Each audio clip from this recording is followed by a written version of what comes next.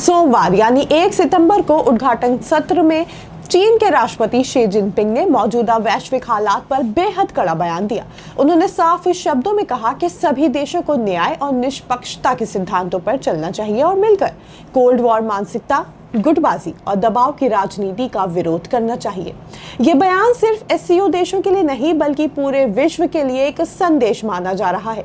इस दौरान SCO summit में मौजूद नेताओं, रूस के राष्ट्रपति व्लादिमीर पुतिन और भारत के प्रधानमंत्री नरेंद्र मोदी को भी संदेश देते हुए वैश्विक शांति और सहयोग पर जोर दिया।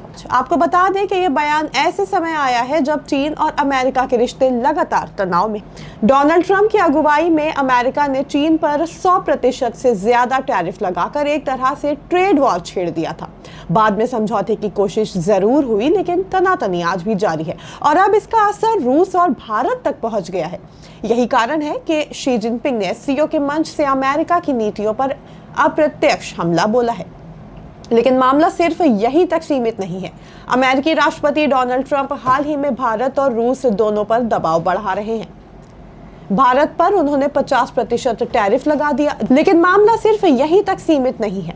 अमेरिकी राष्ट्रपति डोनाल्ड ट्रंप हाल ही में भारत और रूस दोनों पर दबाव बढ़ा रहे हैं। भारत पर उन्होंने 50% टैरिफ लगा दिया, जिसकी वजह रूस से तेल खरीदना बताया जा रहा है।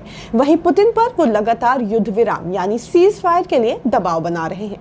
ट्रंप ने अलास्का में पुतिन से मुलाकात की और कुछ दिनों बाद वॉशिंगटन डीसी में यूक्रेन के राष्ट्रपति व्लादिमीर ज़ेलेंस्की से बातचीत कर अपनी रणनीति साफ कर दी। लेकिन मामला सिर्फ यहीं तक सीमित नहीं है। अमेरिकी राष्ट्रपति डोनाल्ड ट्रंप हाल ही में भारत और रूस दोनों पर दबाव बढ़ा रहे हैं।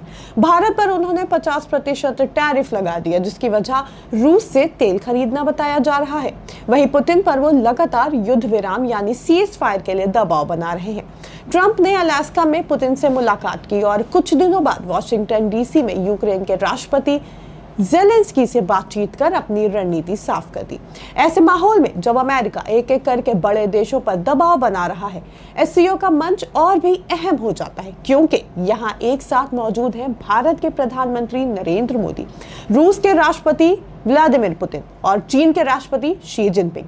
इन तीनों नेताओं की एकजुटता अमेरिका के लिए साफ संदेश है कि एशिया और यूरेशिया के देश अपनी स्वतंत्र नीतियां बनाएंगे और किसी भी बाहरी दबाव के आगे नहीं झुकेंगे। एससीओ समिट 31 अगस्त से चीन के तियानजिन में शुरू हुआ, जो 2 दिन तक चलेगा। इस बार का एससीओ शिखर सम्मेलन काफी बड़ा है। इसमें चीन, भारत, रूस, Pakistan, Iran, Kazakhstan, Kyrgyzstan, Tajikistan, Uzbekistan और बेलारूस तो शामिल है ही, साथ ही 16 देश पर्यवेक्षक और संवाद साझेदार के तौर पर भी जुड़े हैं। साफ है कि तियानजिन से निकलने वाला संदेश सिर्फ एशिया तक सीमित नहीं रहेगा, बल्कि पूरी दुनिया की भू राजनीति पर इसका असर पड़ेगा।